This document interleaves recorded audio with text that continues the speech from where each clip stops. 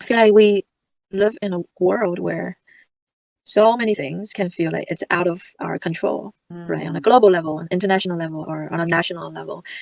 So I think that it's especially important to have something to anchor ourselves back home to our soul, to our hearts, and to find peace in the everyday because it's truly so important. Today, Meiling Lu, who's a spiritual life coach and self-taught artist, is going to be giving us new ideas, new perspectives to think about with self-love. Thank you so much for having me, Rachel. I'm excited to get started. My first thought, so if you want to share a little bit of your life story, that would be great, because when I first got to know you a little bit and heard about the different things that you have done, my first feeling was you have a lot of both courage, but also you know what you want and you're willing to change gears and go after something different or do something different, even if it's a little bit hard at the onset. To me, that's a very loving thing to do for yourself. So I don't know if you always feel like you've been that way, that if you like something or want to do something, you just go for it. But that's one of the things that I see about you. Oh, thank you for for sharing that. It's actually the opposite. Oh, really? Tell me more. I think I've learned things the hard way, but I suppose I'll start by sharing a little bit of my background. So Mhm. I was born and raised in China in a little seaside town called Zhanjiang. So I was there for until I was 16 years old before I moved to the US. But mainly my whole life there, I felt like, I just never felt like I was creative. And I felt like I was always in the shadows, hiding myself a lot, and I didn't know what I wanted to do. And, the society puts such a heavy emphasis on achieving acad- academic success, Mm. right? So that's what I strive to do, because that's what I was taught you know, to do. Yeah. But after coming here, but I felt like, yeah, even since I was a young kid, I felt like it was really hard for me to make friends because I felt like Mm. I couldn't quite talk about the topics that all of the other girls in the class are talking about in middle school, about makeup, about boys. Mm. I felt like I didn't want to talk about those things, but at the same time, I didn't know what I like talking about. Yeah. So it was really confusing, and it just this huge theme of feeling like I never belong. Mm, but luckily, I found a best friend from middle school in China that we're still in touch even to this day, Oh, nice. even when we're in two different countries. But Uh-huh. I think the situation only, got worse after I come here and having to Mm. adapt to, you know, a whole new culture here in the US. And it was, sort of overwhelming to go through high school without, without like without a lot of the familiarity that I grew up with Right. and operating in a new language environment and yeah, living on my own since then. But back then I was too afraid to go to school counselors because I didn't Mm. feel safe at Mhm. telling them my secrets, even though it would be really helpful if I have some kind of mentor or guide that I can Right. go towards. But I remember after I got into community college after high school, I was really drawn to psychology and I became really good friends with my psychology professor at the time in the community college. And the more I learned about certain, concepts in psychology, the more I felt like, wow, I can use these things to examine my life and my past experience and to see why I've been living my life up until that point, right? But back then, I've never heard of coaching, but Wow. that's what had helped me at the time was learning psychology. So I thought, oh, maybe that's what I wanted to Mhm. do. So then after I transferred to a 4 year, you know, I did went into social sciences, but I just couldn't see my life like 10 years or 20 years down the road, right? Because Mhm. the traditional path they teach you in college was, oh, be a clinical psychologist or therapist or just sit at a desk in a room by Yeah. yourself listening to people. And I was like, that's not what I envisioned for my life. But I didn't know what I want, but I just felt like that's not it. Mhm. And at the time, I felt like there's something that I really wanted to express. So then I started to learn art on my own by watching online videos and taking courses. I started to learn hand lettering and make illustrations on my own, and I found that the process of creating something from my heart through my hands and have it be on paper was something very liberating and something that I never knew that I could do because I never regarded myself as as anyone creative or artist in that sense. So it was exciting and scary to be taking on that identity. So yeah, that's where art started. But the more I make art, the more I started to examine a lot of my own limiting beliefs, and you're facing upfront with a lot of your own inner critic, and I started to dig deeper, and then that's where I think maybe in 2019 or during the pandemic, I dived into a lot of deep personal development courses and books, and I found that like being an artist and being creative is not mainly about putting out work and being prolific or productive. It's actually very spiritual. So then I started to dive into that, and also reading, I think, the first two books that had really big influence on me at the time was Elizabeth Gilbert's Big Magic and The Artist's Way. Those are good. And I was like, oh wow, there's this whole other realm that I had no idea that was about, but I just feel called to learn more about these subjects. So yeah. That's so good. One thing lead to another. Yeah. How did you know that art was the thing you wanted to do? Or did you one day you're like, oh, I'll just try some hand lettering? Like, how did that come about, do you think? Or do you remember? I think I wasn't feeling fulfilled, and I felt like I suppressed a lot of stuff too, and feeling quite depressed at the time during college, because it's doing the same thing every day, going to school and taking these classes, and there's like endless papers and assignments each day. The students around me are all doing the same thing, right? Getting the degree and wanting to have an internship afterwards. But I was like, there's got to be more to this. Yeah. So I think what started it was I wanted to do something that makes me feel more alive. That I felt, so that's where I'm like, let me just try this lettering thing, because I saw it in my email and I was like, it's $50 the course. I was like, maybe I'll learn something as a hobby. So I think that the curiosity to just pick up on something without having the need to knowing where it's gonna lead me.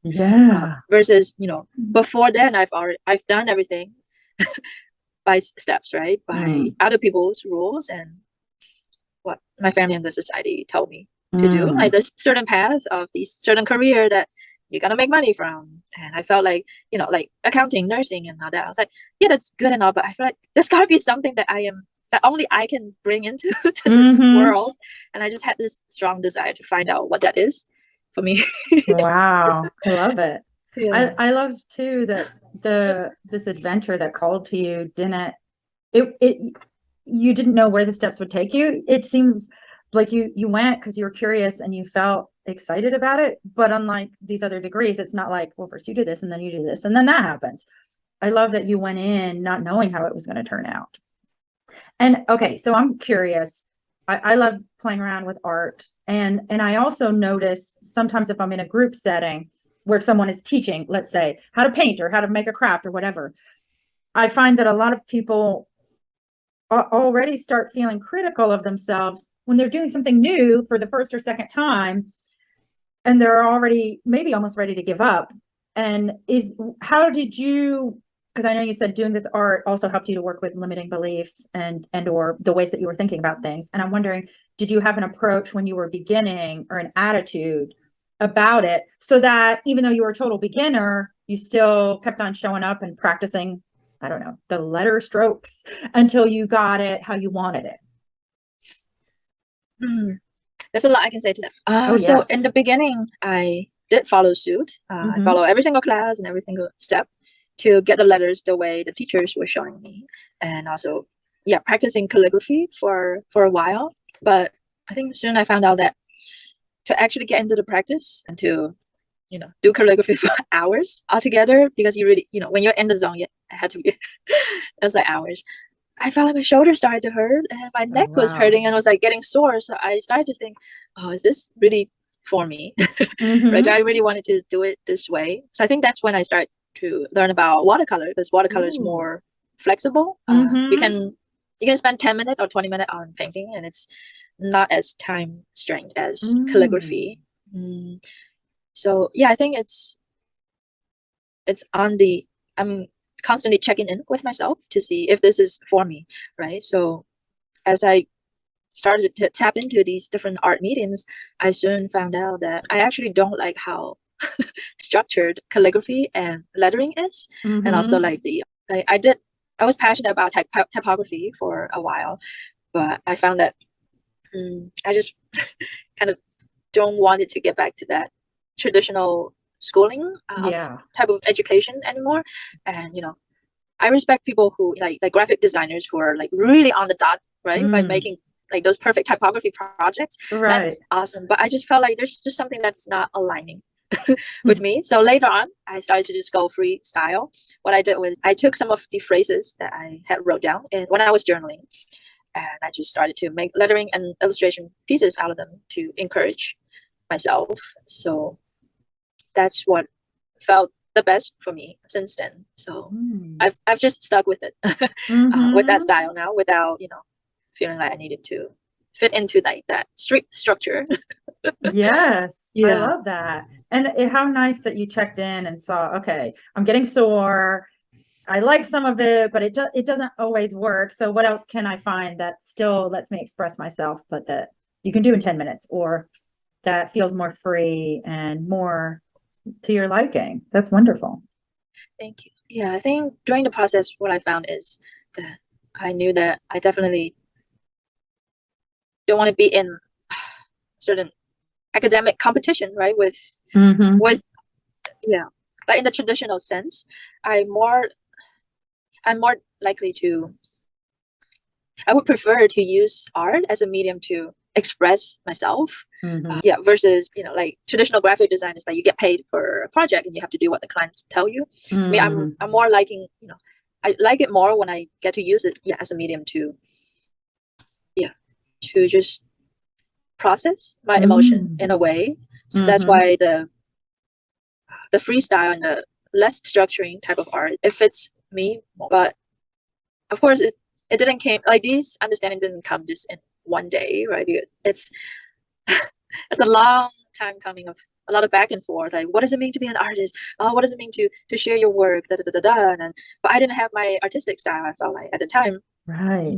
So I think it's really important to give ourselves the freedom to experiment and see what it is that you want to do, right? Because later on, the more I've learned about these things, the more I felt like, you know, there's this traditional sense of what a big name artist is when you have you know, your refined oil painting done and like hang up in the gallery and people pay a ticket to see it. That type of, I guess, I don't, high, quote unquote, high end art. Yes. But for me, the longer time I spend doing these and learning to express myself creatively, the more I feel like everybody can use these as tools to gain deeper access to our soul, right? Mm-hmm. Because we've we've suppressed our desires and our dreams and our what we truly wanted to do in the world for such a long time, right? In Mm-hmm. school and at our day job. But I feel like for me, I really wanted to show people and to encourage them to just use art as a medium in your everyday to allow yourself to have fun and to be free. Yeah. To Yeah. liberate yourself. And that could, and that art form can take many different practices, right? It could be singing, could be dancing, could be drawing on paper or not drawing on paper, could be, taking photos of what you think is beautiful every day and Mm-hmm. finding these inspirations around you Mm-hmm. and hearing the messages from everything that is in your life currently. And yeah, so for me, yeah, that's the way Mm-hmm. I take it because I truly know that everybody is an artist in their own sense. And you don't need to, in a way, you know, you don't need to get certified or pre-approved by some institution or whatever to do this. And I think Mm-hmm. that truly first giving yourself the permission to say, I want to express myself and ask yourself what would feel good for me to do, to express and try to Mm-hmm. do that and see how you feel Oh and use yeah. that to to tap into joy. Mm-hmm. mm, is really important. I agree. I love that. I've Yeah. in the past few years, I'm looking that way. I'll probably put it when I edit this, I'll put it up. I've been getting more free with my own art, which is mostly doodling in notebooks or in my journal, and then also some painting, but I don't know if I'll ever do enough training so I can do realistic paintings. So I just put the colors that I want on the canvas that feel good to put on the canvas, and try and make it okay, kind of decent to look at painting at the end of it, hopefully. But I tell my kids, if we make a painting and we don't like it, I'm like, that's okay. In a couple of weeks, we'll just paint over it and until we do like it. And so and lately for me, there's a few people I follow on Instagram, and most of their paintings is just various types of rainbows. And I love rainbows. And so I have one big one over there that I painted that it's just a huge rainbow. And it's not even like the arc of it, it's just all the colors together.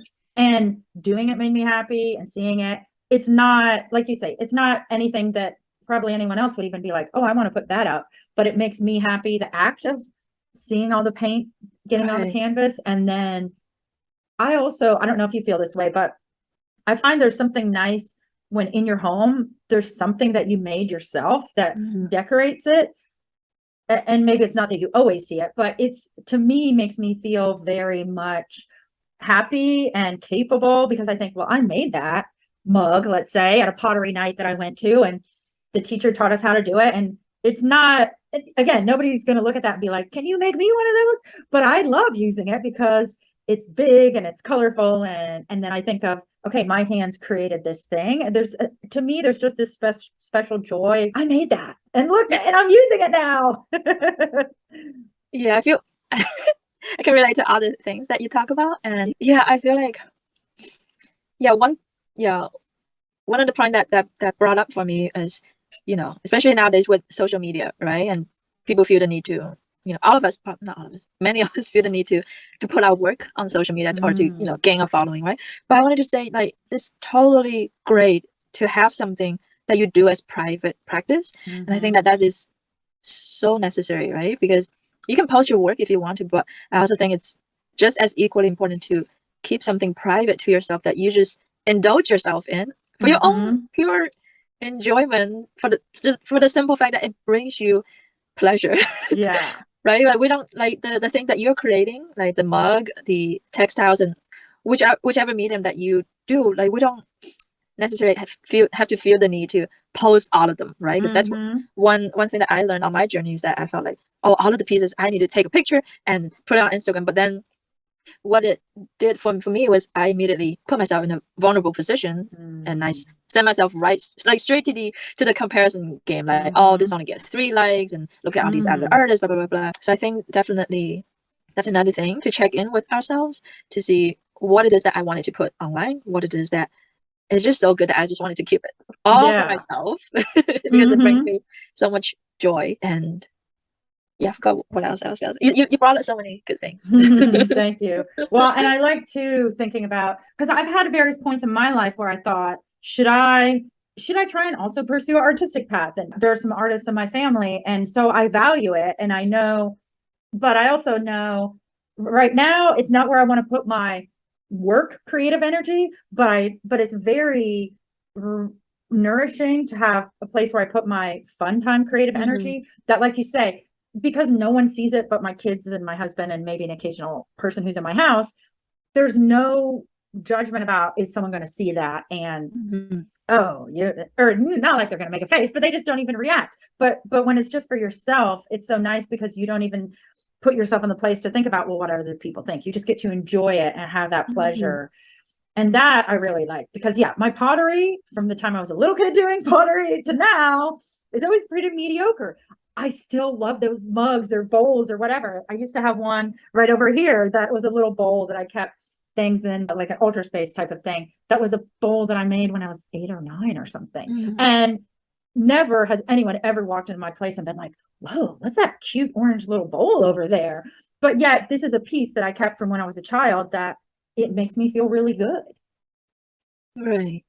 Yeah, and I feel like, right, not every when we're out of the academic environment, not everything we do have to be put out for the teacher to grade, right? Yes. Because the creation of anything, like, right, when you create a pottery piece or anything, you made it, and I think the magic of it is that you made it, and now it gets to exist in the world that, it wasn't there before you made it. So I think that's the crazy part about it too, is that, we get to document, like we get to create and document our journey in these various creative ways without feeling the need, for us to put a tag on it and saying that this is premium, this is mediocre, this is low quality. Hey, I am here to tell you about my free manifesting short course that you can download below.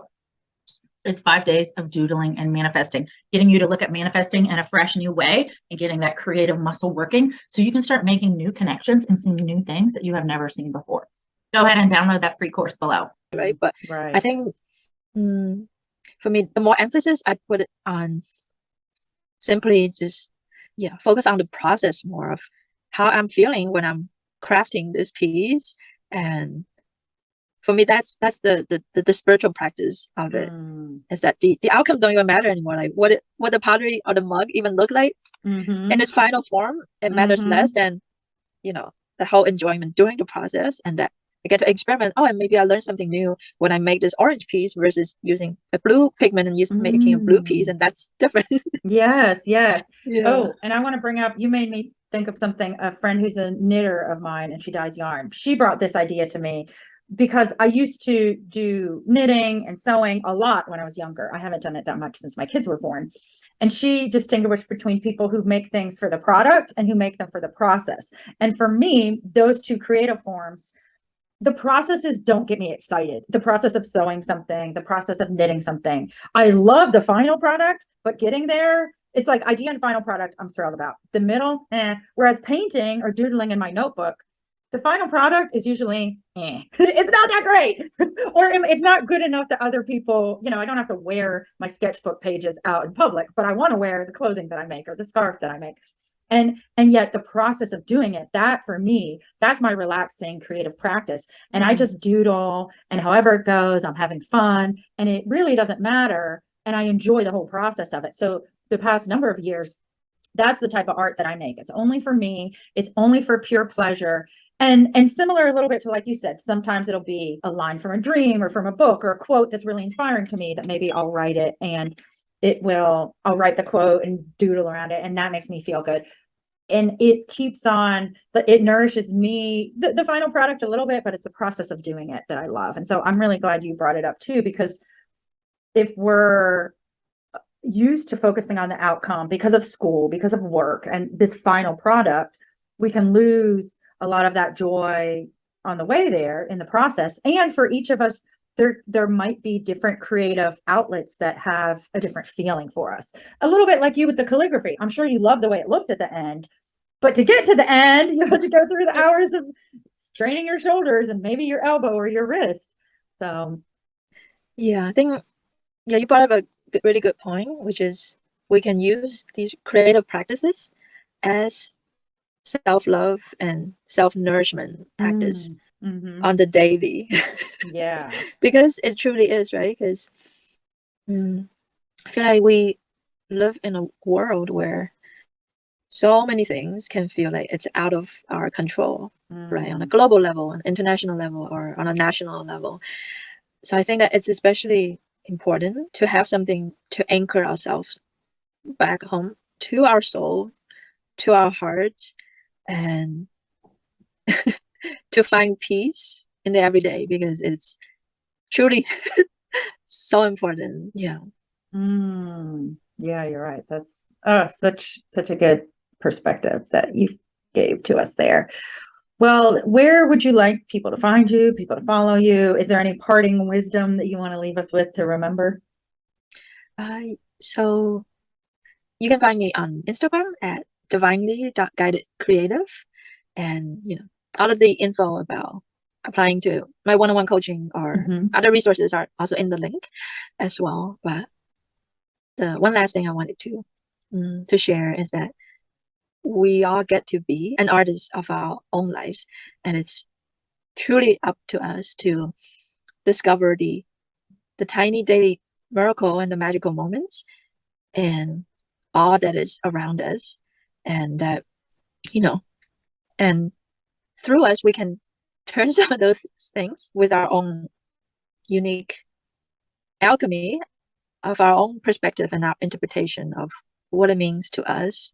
And when we can turn that into a practice that truly nourish our soul. And I think that's really that's really great. And it's one beautiful way to tend to ourselves on a daily. And no, it doesn't have to be expensive. It could, yeah. It's it's probably mundane too, but to find the beauty in the mundane, in these small moments of, us creating more beauty from our hearts, from our hands, from our minds. Yeah, that's what matters. Find the light in the everyday. Oh, what a delight. I like to do that, and I'm glad that is what you left us as our final thoughts for thinking about. So, thank you so much. And as I said, her links and all of that will be below in the description box or wherever you're watching this. And I wish you lots of joy with creative expression in your life today. And I'll see you in the next video. You want to do thank you again? No, Sorry. it's okay. Not even. Oh. This one, she showed us how to make the faces, Wow. and I decided to do kind of like a little third eye design. And then she had some stamps. So I had some patterns around it. Did I put, oh yeah. And I think I used something natural to do the handle. Again, when I was making it there, I didn't realize I wanted this to be my coffee mug. This is the normal amount of coffee that I drink. So I usually just drink water out of this because it's so big. But I love both of those. Oh, thanks. Oh yeah, and I'm gonna do this because if I get good enough at editing, I might put this in with the edit. Yeah, my kids love them too, so that's fun. Yeah, I just love unconventional handmade things. Me too. Because the conventional stuff we're seeing already is all over Target, all over supermarket. But like what you were saying earlier in the interview, like there's just something about handmade, handcrafted stuff that is special because it's the only one in the world, and you made it. Oh yeah, that's so true. Yeah. Oh my gosh, I love it. All right. I honestly love both pieces. I've never seen anything quite like it. Like when I go to farmers market and stuff, I like seeking out those things and buy them when I have the financial. I'm the same way. I used to every now and again I would buy myself a nice mug. I like this color, so whenever people make I love that kind of color. It's like teal, blue, greenish. Yeah, I love it. Thank you for sharing this. I'm so excited to tell you about the newly released Talk to the Trees. I'm so excited to tell you about the upcoming book, Talk to the Trees, written by myself, Rachel Strivelli, psychic, creative, and nature lover.